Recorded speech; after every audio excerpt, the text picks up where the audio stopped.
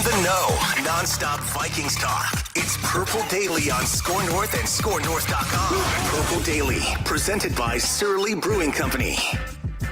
And we are live on a Sunday night. A rare non-Ventline live edition of Purple Daily here on Score North. Phil Mackey, Judd Zulgad, our executive producer, Declan Goff over there. We are, like 24, 27 hours removed from the greatest comeback in the history of National Football League football. Some people have taken issue with the word greatest. Well, it's the biggest comeback. It's not the greatest comeback. Okay, you want to split that hair. Okay, yes. The other Matt Ryan-led meltdown, I guess. I guess technically, if you want to say the greatest, is probably the Super Bowl one. Mm-hmm. But no one has ever been down by 33 points and won a professional football game in the National Football League before. So biggest is fair. That's fine. So greatest, biggest, whatever you want to call it. It was ridiculous. This show is presented by our friends at TCL, one of the world's best-selling consumer electronics brands. They have a new lineup of award-winning TVs, delivering the most entertainment with stunning resolution, all at an affordable cost. Enjoy more of the things you love with TCL. Judd, if you want to do the honors and crack a Surly here live on Purple Daily, go ahead. Oh, well, if you insist, I will. I just have one sitting there to my right here. Actually, I have two because, the show might go long. I will crack a Logic Bomb, which is, of course, one of my favorite Surly beers. And then I will pour it in my hockey beer mug. See the puck there? Huh? How about that? So let's see. We got it going. I'm going to look at that pour. Best to make Declan proud. Yep. Yeah. Very good pour. He insists on a good pour. Nice job. Very important. And this is what it's all about, folks. So if you don't have a Surly right now and you got one in the fridge, go get one and join us. We're about to have some fun. Yes, we are. So if you missed Vikings Ventline, Well, tomorrow I think we'll do more of like the Judd angle, like Judd's Sunday experience or Saturday, I guess, experience, because you left that game. We'll do the autopsy. Okay. You left that game at halftime, not because you wanted to, but because we convinced you to. Hey, you can't do We're going to start Ventline at halftime. Yep. The NFL prohibits live streams or broadcasts from the stadium that aren't like, Fox Network or CBS Network or NFL Network. And so the only way you can be a part of Ventline that starts at halftime, because people they wanted to vent about the 33-0 deficit. Totally. And Judd's like, I'm going to leave. I'll go to the studio. You did the right thing at the moment for the show. Yep. And I think people noticed just like the look on your face as the Vikings continued to score, thinking, oh my God, I just left a historical event. What did I do? How could I leave this football game? Or how could I have left? Yes. But it wasn't your fault. You were both arms were being twisted by Declan, by me. We'll talk about it. We'll do more of that tomorrow. Amen. Today is going to be the normal autopsy episode. When the Vikings play, we give you our hottest Vikings takes. We give you a pie chart, in this case, of praise, and we'll give you nitpicks to balance it out. So let's start with your hottest Vikings take. Judd, you want to do the honors here? Sure. I will kick us off, so to speak. Okay. With my hottest Vikings take. So we all know that this was, as Patrick Royce wrote about in his column for Saturday, this was the 1,000th meaningful game in Vikings history. That includes 51 playoff games. So this is my hottest take. This dates to 1961. This was the Vikings' most memorable regular season win in their now 949 games played. Wow. Not their best performance, but when you consider all of the games, nearly 950 regular season games, and when you go through the litany of memorable games, and there have been a ton, the Miracle at the Met in 80, Randy Moss against the Packers as a rookie in Green Bay, and then subsequently Thanksgiving Day in Dallas. We could run through a huge list. But I think when we look back on Vikings history, coming back, the biggest comeback from a deficit of 33 points in a game makes this, in its totality, so not just a snapshot, the entire game, now I believe is the most memorable game in Vikings regular season. That's an important thing to say here. History. That's my hot take. So you did a pecking order on Mackey and Judd a few weeks ago after the Bills game, Because the Bills game is also in that conversation a month and a half ago. Absolutely. Yeah, 100% is. But that was a 17-point comeback, and it was memorable. This is one of the worst halves of football I've ever seen the Vikings play. The fact that they didn't quit and just played that horse bleep is incredible. Like, ordinarily, if you're going to go down by 33, you're going to lose by 42 because you just quit. They never quit. They were that bad. And they came back, and when you put into context of the biggest comebacks, I believe, so the Oilers-Bills game was a playoff. I forget what the biggest comeback in the regular season was, but the Vikings' biggest comeback previous to this was the Tommy Kramer 1977 San Francisco game, which I think was like 28 points at Met Stadium, okay? Yeah. So, like, when you put it all together in the stew of memorable games, not memorable moments, but memorable games, 949 games in, I think this honestly takes the cake. Yeah, I mean, it's. I'm trying to think of the other candidates. Like, the Bills game is in that mix. There's been a few others here and there, but the fact that this is not just like an iconic Minnesota game where like Minnesotans and Vikings fans are going to remember. This is a game sort of like the Bills-Oilers game from 1992, the previous record holder for biggest comeback. That was a playoff game, so I get that doing it in the playoffs, like the Super Bowl Tom Brady comeback and the Frank Reich Bills comeback, there's another level to doing it in the playoffs, but the fact that this will now be talked about as the largest comeback in NFL history, I don't know how it can't be the most memorable game. So it's a hot take, but like, I know it's hard to fight it. It's hard to fight the hot take. But I mean, I guess you could fight it by saying, well, the first half stunk and it's not the most memorable to me. But I'm sorry. I think when the you first look at, half had to stink for any comeback. And the juxtaposition from being that bad. Again, ordinarily, when you go down by 33, you've quit on your coach. Yeah. Like, that's, okay, we're just checked out. They weren't. They were literally that bad. Yeah.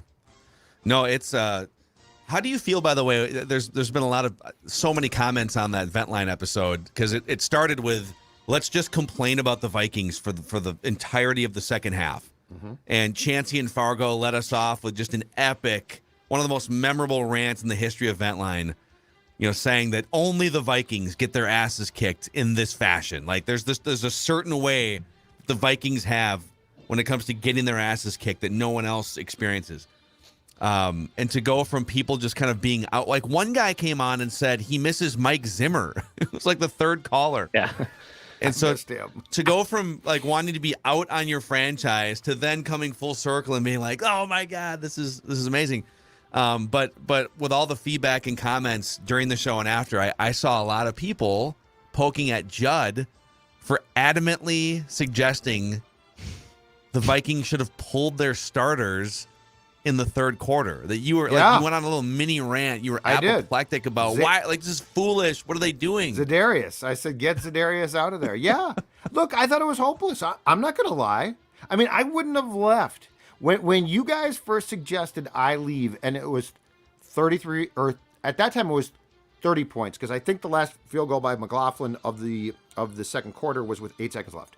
I thought for a brief moment, but what if they come back? And then he hit that field goal, and I'm like, they ain't coming back. Like, that was real time. Yeah. And I'm not going to lie, I didn't give them a chance. Into the fourth quarter, I thought this is the most stupid, meaningless rally I've ever seen. Yeah.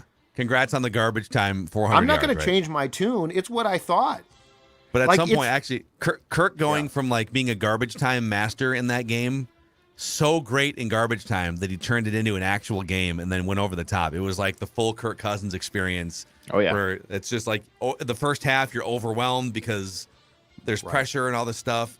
And then you start to take advantage of garbage time. But he has mastered the art of garbage time so much that he turned it into relevant time. And now he's mastered the art of the fourth quarter comeback so much that he has become this god that if you're down by 4 touchdowns, it doesn't matter, which actually segues into my hot take. But let's wrap Judd's real quick. I just thought that they had zero chance, and in real time, which by the way was great fun. In real time, I thought this is the most meaningless, pitiful comeback from what was one of the worst. I mean, let me be very clear. I've been watching football since 1978. That's one of the worst halves I've seen. Yeah. It was incompetence at its highest. This isn't, I am still 24 hours after the fact, I am willing to admit fully, I'm still having problems wrapping my brain around this. Like, it's not like I've got it in context. There's nothing to compare it to. I mean, but I don't have it in any. But it wasn't, aside from the Shandon Sullivan forward progress call, which should have probably given the Vikings a touchdown. It's not like that half was filled of, well, I mean, they did have a lot of good chances. They didn't get luck. It was incompetent football. And so to come back from that, anything I said at that time, I stand by because it's how I felt. Yeah. Okay, I've got one here. I want to tell you guys that I tweeted out during the first half to you guys that I had a hottest take already crafted. I did shelve that one because they were down 33-0 when I tweeted that. Put it in the freezer.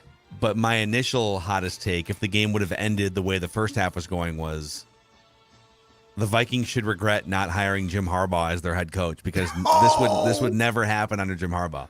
I say that even like I still back Kevin O'Connell, but it would have made me kind of turn a side eye.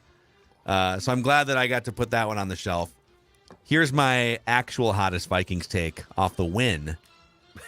Kirk Cousins will now be remembered as one of the greatest fourth quarter comeback quarterbacks in NFL history. Wow. So let me throw some stuff at you guys. 33-point comeback. He's the architect of the largest comeback in NFL history. Yep. The last time a quarterback came back from down 24 points was Kirk Cousins with the Washington Redskins at the time. Okay. And that was you like that game against the Tampa Bay Buccaneers 6 years ago. You like that? Fair. 6 or 7 years ago. Mm-hmm. He now also has 7 fourth quarter comebacks in 2022. And according to stathead.com, he is now just 1 fourth quarter comeback shy of Matthew Stafford's single season NFL record of 8. In 2016, Stafford had 8. Only 3 guys have ever had 7. Kirk Cousins this year, Derek Carr in 2016, and Peyton Manning in 2009 with the Indianapolis Colts. 7 other quarterbacks have had 6. 25 other quarterbacks have had 5. So it becomes more common to have 4, 5, or 6. But when you get to 7 fourth quarter comebacks, only 4 guys in the history of the NFL have ever reached that threshold. And he is one off Matthew Stafford's record with 3 games to go.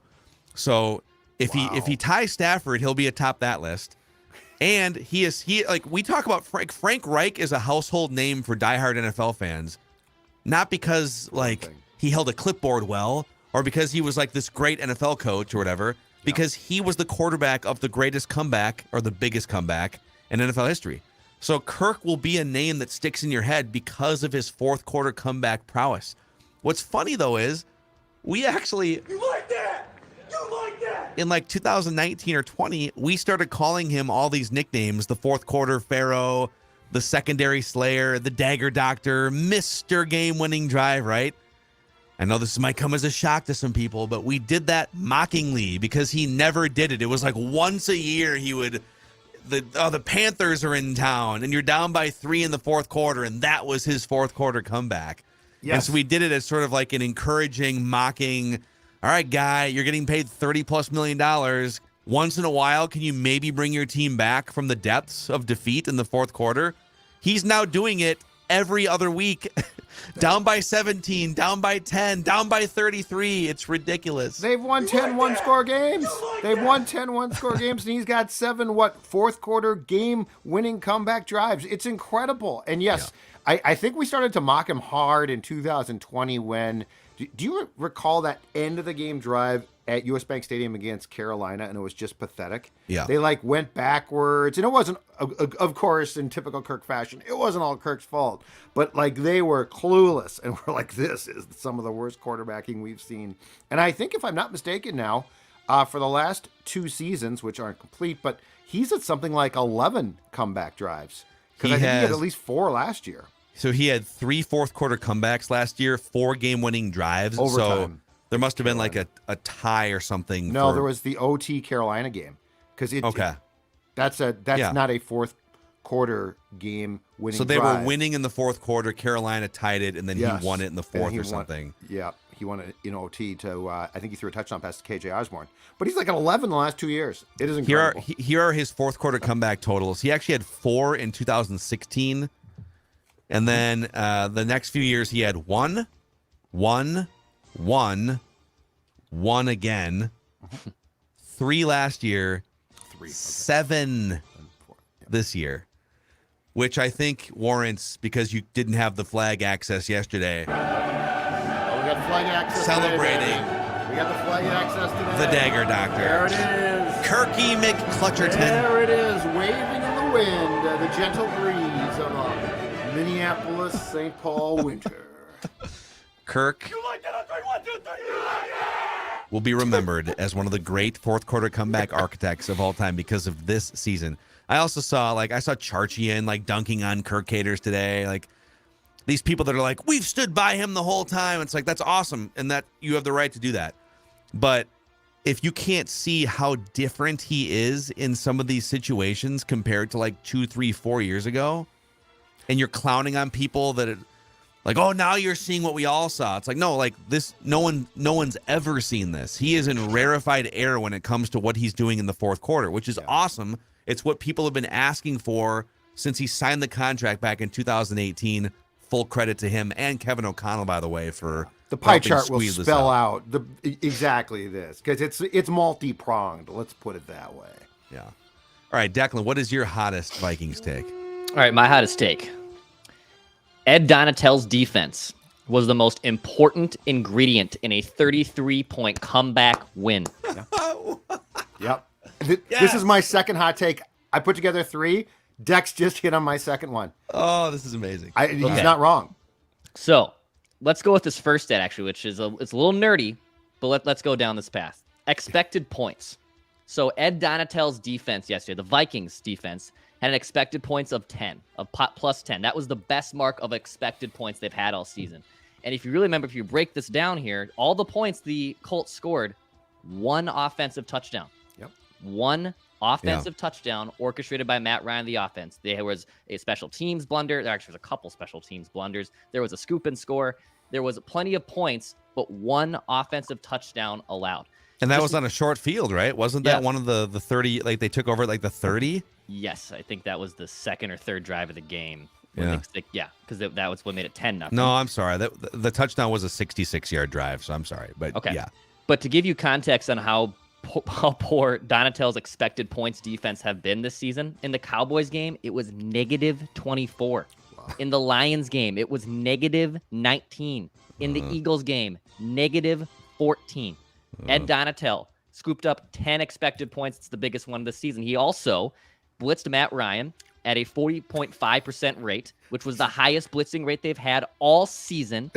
He unleashed the Duke of Shelley, who turned out to have a career day yesterday. Yep. They held the Colts to 170 passing yards, which was also a season low for them, or for the Vikings for holding a team to that figure. So Ed Donatell's defense did its job yesterday. Red zone clamps. Over the last 3 weeks, the Vikings red zone defense ranks 3rd in the NFL in terms of drives that have not resulted in touchdowns. Easy Ed. The adjustments have been made, and Ed Donatell's defense was the most important ingredient in a 33-point comeback win. I think you're right. That's the scary thing. Let's go through some of this. So, bunch of field goals, whatever. And some of these were short field goals, right? They had 5 field goals. They were held to 5 field goals. Yeah, early second quarter, they started 2 drives from the plus side of the field and kick field goals. So they scored 36 total points. There was a block punt touchdown. So let's take 7 off the board there. That brings you down to 29. And then they had the pick 6 that brings you down to 22. And so the defense basically allowed 22 points, but 6 of those points were the Colts starting in field goal range. Mm-hmm. So and you did your job and just held them to a field goal. And in terms of yardage, let's just go yards per play. The Vikings came in allowing 6 yards per play on the season, which was second worst in the NFL. Total yards, they were worst. 6 yards per play. The Colts offense averaged 4.3 yards per play. So it was statistically, if you would have told me, hey, the defense is going to give up 22 points, but 6 of those are going to be because the offense gambled and lost, and they're going to hold the Colts to 4.3 yards per play, would you take it or leave it? I think all of us would have said, wow, that's yes. Just whatever. Just take it and see what the offense can do. Yep. And in fairness now, Jonathan Taylor didn't play, which helped a lot, I think, because he's really, really good. And the Colts offensively, scoring-wise, are ordinarily terrible. That being said, though, keep in mind, and I am not Mr. Blame the officials, but keep in mind, the officials robbed the Vikings of at least 7, if not 14 points. Shannon Sullivan arguably should have had 2 touchdowns. And so like, okay, repeat this performance, like button it down now, get pressure.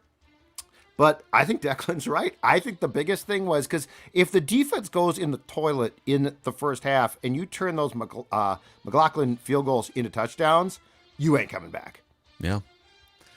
Yeah, dude. Wow, what a take! That's a great good take. It's a great. I think it's spot on. I think it's a spot on hot take. I got some tweets saying that it's probably gonna be another classic Greg Joseph Declan victory lap, and maybe stay tuned for a statement on Mackey and Judd with Greg Joseph. By the way, well, that's fine, but that wouldn't be a hot take. This is a hot take. That one wasn't out of my holster. That was not the first bullet in the chamber. No. How far we've come? How far we come from like not really knowing what a hot take was a couple months ago to just delivering flawless hot takes. It's great.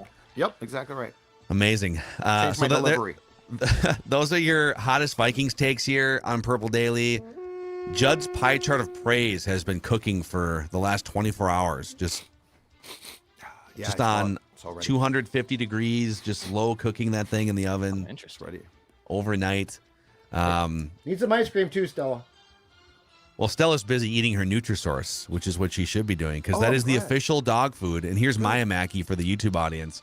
The official dog food of Mackey and Judd and Purple Daily. If you're looking for perfect Tootsie Roll poops or close to it, great digestive health, and dogs that love and look forward to the meals that they eat, why don't you try Nutrisource? Yes, and Stells, I can guarantee you right now, Phil Mackey, she will wake me up at approximately 6:15 tomorrow and say, you know what, I want my Nutrisource, and I want it now, and then I want to go outside, and when I come in, I want my training rewards treats, because that's how I live. And of course, because, you know, I'm a good pop-up, I will deliver those things. Nutrisource, though, is the lifestyle that makes her pleased, and as I pop my second Logic Bomb here, this is the lifestyle that makes me pleased. He's pacing well here, folks. It's a Sunday night. I still can't comprehend what I saw. I saw the Patriots literally throw a game away. Up is down, down is up. That? Life doesn't make sense. I appreciate you all, but I need this beer.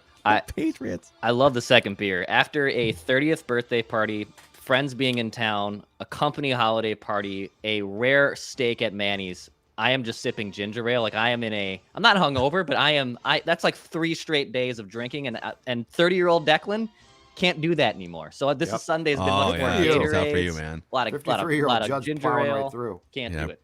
Yeah. Pretty soon you're going to be in. I know you're still like a go out till midnight or 1 o'clock kind of a guy. But pretty soon you're going to appreciate the 8:45. Oh, definitely. Feels so tuck right. it in, little maybe a little nightcap, but it's going to be a different life for you now going forward. Now that you're in your 30s. He's right. All right, let's turn it over to Chef Judd here. Every week, if the Vikings win, we give you the pie chart of praise, and this will be the 11th variation.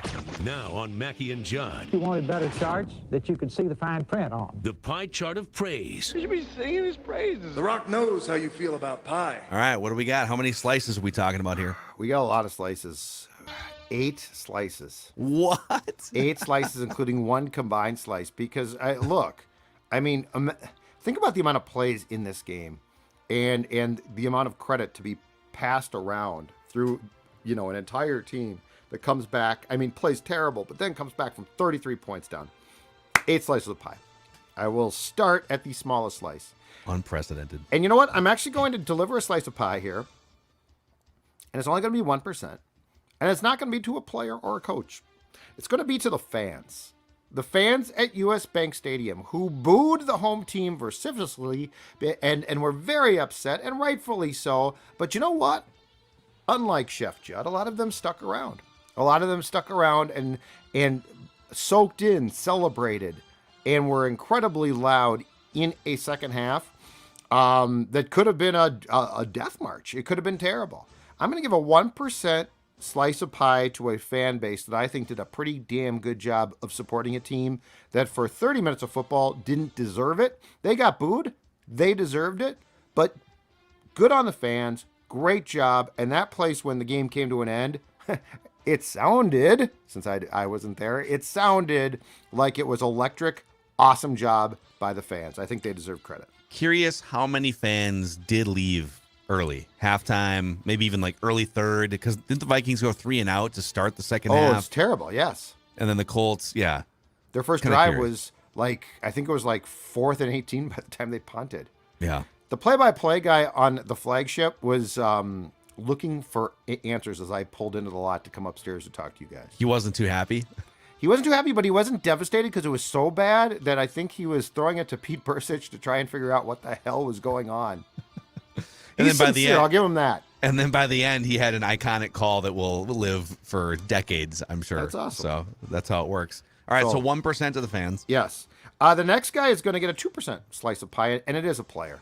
And he had a really good game, but more importantly, after watching Kevin O'Connell's post-game press conference, this is more based on what he did. 2% goes to Patrick Peterson. Kevin O'Connell talked about post-game. He said that Peterson went up to the offensive group at halftime and said, "We will hold them. All you need is 5 touchdowns." That's all. And, yeah, and Haven't you scored can it all do yet that today. You just Yes. need 5 touchdowns. And you can do that. He said something along the lines of, "That is very doable. Go out and do it. We will hold them." It sounds really stupid, but sports are weird. And I mean, that halftime, more so than adjustments, right? Like a close game, I'm going to adjust things, which I'm sure can be important. But in this case, the mental state there is incredibly important. Because if everyone's like, F it, then it's over. So Patrick Peterson, 2% for being the veteran who went to the offense, and it doesn't sound like he was a jerk at all. He just basically said, this is what we'll do, this is what you need to do, and we can come back. That's a pretty cool thing. Yeah, and because it like Declan's hot take, it wasn't like the defense gave up 33 points. Correct. The defense actually probably felt like, all right, well, let's take away the two non-defensive touchdowns and then the 2 short fields in which we actually won because we held them. They started on the 30-yard line or whatever, and then we were the ones that held them. So oddly enough, the defense down 33-0 actually probably felt pretty good about itself. Yep. As they were coming out. Yep. I'm not sure if I would have bet that they would hold the Colts to 3 points in the second half and overtime, but Patrick Peterson providing some inspiration. Exactly right. Exactly right. So he gets 2%. All right, the next very small piece goes to a guy that Declan Goff knows and loves. 3% goes to Greg Joseph. 4 extra points, the winning field goal, but in some ways, I feel like the 4 extra points was probably tougher because the field goal he hits. That's not a big, oh my God, he can't hit that. Yeah. Now, they clearly didn't trust him. I think it was at the end of the game when they actually punted with what would, if I'm not mistaken, what would have been like a 53-yard attempt. But anyway, the extra points have been an issue. They have been a bugaboo. They have been a problem, and he made them all. Do your job, right? That's the motto. He did his job. He gets a 3% slice because we have seen him struggle there. Greg Joseph, good job. Greg the leg, nails. Yeah, because if he misses any of the extra points, it changes the game flow. You needed a 2-point conversion to begin with, and so could you have converted another one if he misses an extra point? Any missed extra point leaves the Vikings susceptible to whiffing on a 2-point conversion and not having enough time left. So I agree with you on the extra point. I mean, the field goal was clutch, but at the end of the day, if he misses the field goal, they still clinch the division. Yes. And they still came back from down by 33 points to tie a game. Yep. So, interestingly enough, the extra points might have been the more clutch things that he did. All right, the next slice goes up to 10% as we go through the 8 slices of pie here. And it goes to, I was trying to think of a defensive player. I was looking at the stats, and I was looking at things. And I'm going to admit to something here. It's not I'm not proud of, but I sort of cheated. I saw the PFF grades. Oh, you killed one of our segments. I did, and I'm sorry about that. Now, I have forgotten most of what I saw because I'm old, but the one thing I saw is a 10% piece of pie is going to go to Duke of Shelley, Shell, Duke of Shell, Duke of Shell. Oh, the cornerback. He's the Duke of Shelley. All right. So he graded out at an 83.9, which was the best among all defensive players. He broke up 2 passes. He gave up only 2 catches on 6 targets, for 15 yards. I was trying to find somebody to sort of support as a defensive stalwart. And Duke Shelley stepping in for Dantzler. And remember, this guy was a non-factor 6 weeks ago. Duke Shelley gets a 10% chunk of pie. What a great job. This is how you win games. With players in training camp that you either think have no chance or aren't even there. Duke Shelley, 10%. I'm a fan of his work so far this year. I'm a fan of his work. Name. He was drafted by the Bears. He wasn't like he's just off the streets. Like, he was a 6th-round draft pick. He played Power 5 college football, Kansas State. So he's played some relatively big college football games. And he's been in and around the league since 2019. So it's not like he's just some slappy. He's a professional football player. And he has stepped in when they needed depth. And you're right. It's become kind of, first it was tongue-in-cheek, Shelley Island. But he has been one of their more reliable cornerbacks in the last month. He has. He's been pretty good. We're always making fun of guys, and then we have to we managed Shelley Island. On the season, so he had a great grade in that game. He's played now in 6 games on the season. He got just a few snaps here and there in weeks 10 and 11 against Buffalo and Dallas.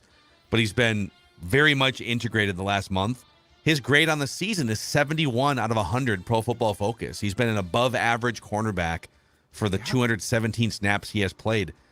When he's targeted this season, quarterbacks have a 77.1 passer rating. He has 6 pass breakups in 24 targets, only a 54% completion percentage against. So he's been pretty good. Mm-hmm. He's pretty good. Yeah. Duke Shelley. I think he's one bad game. And I think besides that, he's either been solid or good. So yeah. Duke Shelley, 10%. Okay, the next one is a 14% chunk because I did want to give it the 1% chunk to the fans. So I shaved this a little bit off here, but 14% goes to Dalvin Cook. Now, he loses some for the fumble. The fumble was killer because Dalvin, it was a second big run, and it was looking like things were going great. And that fumble is really the poster child for that entire first half, which was just crap. But he had, in the end, 17 carries for 95 yards. More importantly, probably, 4 catches for 90-plus yards. And on the screen pass, as we saw it on Ventline Live, a 64-yard touchdown that brought the Vikings within the 2, which they then got. Yes. Dalvin Cook, the screen game's been a mess. Dalvin has been underwhelming compared to what I thought he was going to be in the passing game, period.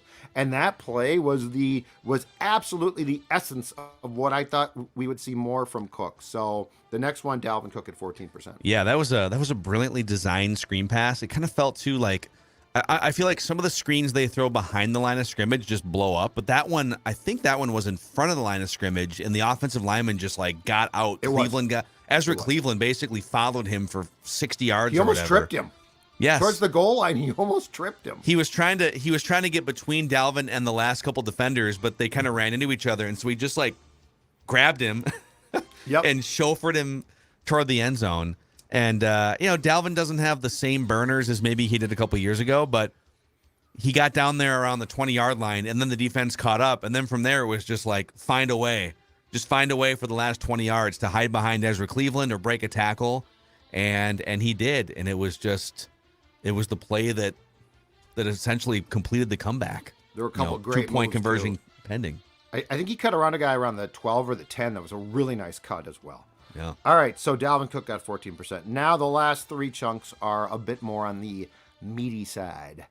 20% is going to be split between Justin Jefferson and KJ Osborne, who both had enormous receiving games. Osborne, 10 catches, 157 yards, and a touchdown. This was, in my opinion, the game in which we have transitioned to him being the threat as the Vikings' number 2 receiver. And Thielen takes the back seat to still be a very important part, but KJ Osborne showed his explosiveness, and the Vikings desperately need a number 2 receiver that's explosive. Jefferson, no surprise, 12 catches, 123 yards, a touchdown, took an absolute bleeping pounding. A pounding from the Colts, got up every single stinking time, and continued to contribute. As he continues, in my opinion, to have a season that puts him in the MVP debate. He won't be, but he should be. So 20%, I'm just going to split it because those two guys were enormous in the receiving game. Justin Jefferson, KJ Osborne. Maybe a conversation in depth for another day, but how much of this was a sign that KJ Osborne, I'm not saying he's going to have 170 yards every game, but that like he's capable of doing stuff like this more often. I've been really disappointed in him because, dude, it's there for the taking. There's not really, like, Thielen is kind of coming down the age cliff, and so I don't know if he's just not getting opportunities or what, but he's on the field on a regular basis. Why have we not seen another game or two of explosion? So is this just kind of a pop-up blip, or do you think this is something that he's reached a new level now, and, okay, now all of a sudden you're going to see more KJ Osborne games? I think that this is a clear indication that he can do this. And I think that, so I assumed he wasn't being used more because they didn't trust him and like him as much as I thought that they should. But like, I defer to them. They're offensive experts. I think after what we saw and the fact that he can get yak, the fact that he can make plays, this is what I expected at the start of the season from him. I guess I was putting that on him. But now when he's used like this, he came through. I mean, he's not going to be perfect every single time, but we have now come to a point where Adam Thielen can't run. Yeah. So I think if you want to make a playoff run, if you want to have a chance, I think your clear-cut pecking order of receivers needs to be Justin, KJ, and Thielen, all used in the correct way. But let's make no mistake here. Justin, KJ, and when he catches the ball, Hawkinson are bigger threats with the ball in their hands than Thielen is, and I don't think it's particularly close. Once Adam has the ball, that's pretty much game, set, match. Yeah, and Adam still has a ton of value catching the ball in certain instances. First down, deep red area, right? There's like, deep red area. That's right, I said it. Football. I said it. I'm here. Stop doing it. Doing this. Okay. All right, so that's 6. We have 2 slices to go if my math is correct. You are correct. Okay. All right. Another 20% slice of pie before we get to the guy atop this list goes to head coach Kevin O'Connell. None of this is possible. That comeback, 10-1 score wins, the belief this team has, the fact that they're down by 33 and didn't quit. I mean, my opinion is the majority of teams down 33, the majority of teams down 20 quit. Yeah. Which is why we were always like, the Broncos come back. Remember that? Because that's a game where ordinarily teams quit, and the Vikings didn't that day. None of this is possible. None of what we've seen is possible without Kevin O'Connell's culture and systematic belief of what this team can do. And if you have not seen his post game, again, because those are always really good, you got to go watch it. When he tells this team he loves them, and he can barely say it because he's legitimately on the verge of tears, it is freaking outstanding. Yeah, and he it's cracked BS. at one point, and they just like filled the silence with a standing ovation for him. I think they said he's about to cry, and he was, and that's awesome. But none of this, none of what we have seen, you don't come back, you don't win 10-1 score games without a really good coach from a mental standpoint. You don't. It's so weird because you can tell he is equally frustrated by them falling behind in these games and them not putting together a complete game. I mean, they're literally 11-3, and they've yet to put together anything resembling a complete game. You know, even the Packers win at the beginning of the year. It was a complete first half, and then they stopped scoring. Mm-hmm. You know, the Patriots game, there's some leaks in there. And so he is very, very frustrated, you can tell, by them being this far into the season and still having some of these major leaks, but equally happy and proud that this team just fights. And one of the things he said, and we can maybe play this clip for tomorrow's show, but he said, his voice was cracking, and he said, I will effing ride with this crew until they stop letting us play effing games. And the F-bomb was back too, which I love. Use the F-bomb more, baby. Casually mixing the F-bomb gets people excited. He's a dynamic speaker, but that was awesome. Yes. All right, so that leaves us at 70% if you are doing the math at home, and if you are, I appreciate that. 30%, the final chunk of pie, the biggest chunk of pie, goes to, no surprise, Kirk Cousins, okay? This was what he did in the second half, and I don't think I've ever combined these before. We've talked about this, but I don't think I've ever personally combined these. What he did in the second half was an MVP performance. That is what an MVP does. You are dead. You look bad. You're having a struggling day. Now, are you solely at fault? No, but you don't look good, and that's where we all roll our eyes and say, "Okay, Kirk's kirking." You end up with 460 yards and 4 touchdowns. You have 2 picks, which are both on one receiver, including a pick 6. In the first half, Kirk Cousins, just to put this into context, Kirk Cousins was 6 of 12 for 43 yards with a pick, which was the pick 6. In the second half, he was 28 of 42 for 417 yards. This is one half. 417 yards with 4 touchdowns and a pick. And Rager was at fault for both picks. So when you consider that, like when we say, what do you want from a quarterback? Because not every game is going to be perfection. You're not going to put 4 quarters together. I'd like you to, but you're not. Agreed. But what he did in that second half was what MVPs do. I agree. I mean, no other way to describe it, in my opinion. It is, yeah. I think the things that we have asked for years, it's not perfection. It's not 3 hours of stats. It's none of that stuff. I mean, that's not, and you do need to put up some semblance of statistical, like you have to put up numbers to produce points. And like, I get there's a certain, you can't just be Tim Tebow out there, from 10 years ago. But at a certain point, it's less about what are the stats. And like, you could have not even told me the stats.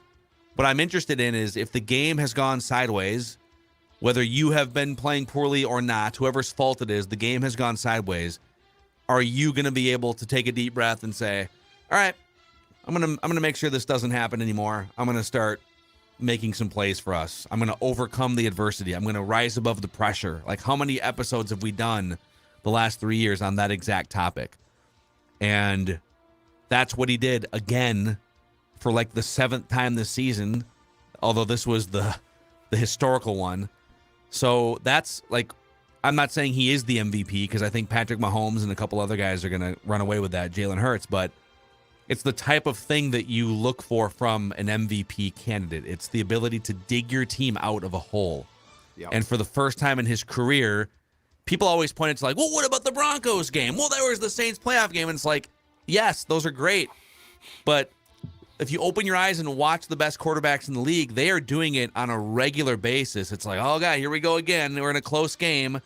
I got to dig my team out of a hole here, or I got to put together a drive, or, man, we're down by double digits in the second half. Like, it is a regular part of your job description if you want to be one of the best quarterbacks in the NFL. And he is doing it all the time now this season. I think the most complimentary thing that I can say is this is the first year, in my opinion, that he has lived up to the contract in full. Yeah. Like, I'm not going to complain about it. Because he's giving you the things that you need. Like, you pay a guy that much money because he has a huge influence touching the ball on every play when you need it the most. I just saw someone comment on the YouTube channel. He didn't do it all by himself, just like when they lose. Agreed. And that's a misperception here. People think, like, you guys blame Kirk for... Obviously, football is a team sport to a certain extent, but the quarterback has the most influence on wins and losses of any player in the league. And he lifted him up. He lifted him up again. Yep. Like you don't win that game. The stats I read in the second half are stupid. Those are ridiculous stats. And I know the Colts aren't that great a team. I don't care in this case. Kirk Cousins has done everything that I wanted him to do as far as that contract goes. Because that contract comes with a lot of baggage, a lot of weight. It's difficult. I understand all that. But you know what? I want you to win. And what I loved about yesterday, too, is in real time, at least from my perspective, I was saying, here come the stats. He's going to put up stats, and it's going to mean nothing. And you know what he did? He took it and shoved it where the sun don't shine on me, and good for you. He did all those things, but then he just kept going and But going I'm saying, and going, and he turned it into a But the- non-garbage time situation. But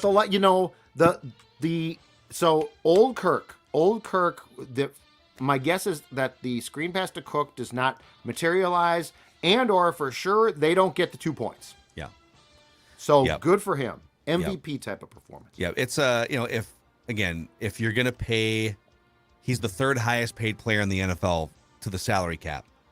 And so if you're talking about a guy that's going to make that much money, the only two guys above him right now are Patrick Mahomes and Ryan Tannehill. Tannehill and Kirk probably, like, going into the season, don't belong in that rarefied air. Right. But if I'm going to pay a guy that big of a percentage of my 53-man roster salary cap, what's the number one thing I need? Like, I need overall productivity. I need leadership.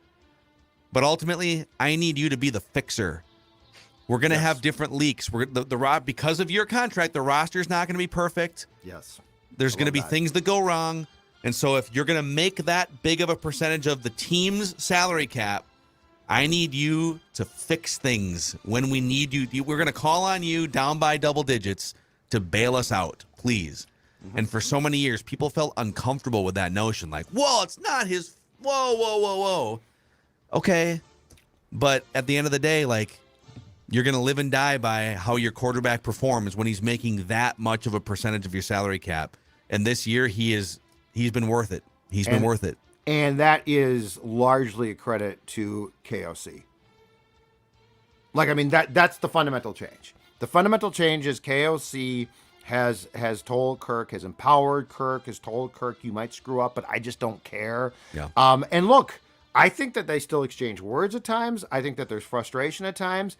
But you know, I mean, it's funny because I think people don't understand how important in sports the relationships are.